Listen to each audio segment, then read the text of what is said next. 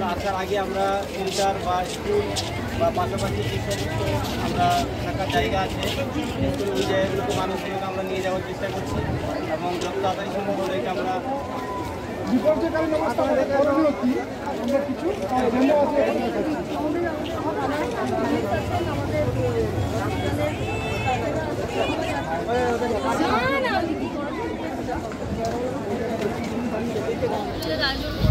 আপনারা কোথা থেকে এসেছেন? হাওড়া থেকে। আপনি কোথা থেকে এসেছেন? হুগলি থেকে এসেছেন। মানে ধরুন আপনারা বেড়াতে এসে হঠাৎ করে ঝড়ের মুখে পড়লে আপনারা কি করবেন সেই সংক্রান্ত সতর্কবার্তা এবং সচেতনতা এই হচ্ছে আমাদের এই আজকের এই মক ড্রিল। তো এনারা আমাদের বিভিন্ন স্টাফ আছেন যারা বিপর্যয় মোকাবিলা দপ্তরের, আমাদের পুলিশ আছে, ফায়ার আছে, হসপিটাল থেকে আছেন। তো আপনারা ধরুন আসার পরে হঠাৎ করে দেখলেন যে ঝড়ের কবলে পড়ে গেছেন, আপনারা কী করবেন সেই সংক্রান্ত ব্যাপারে আপনার জমি একটু দাঁড়ান।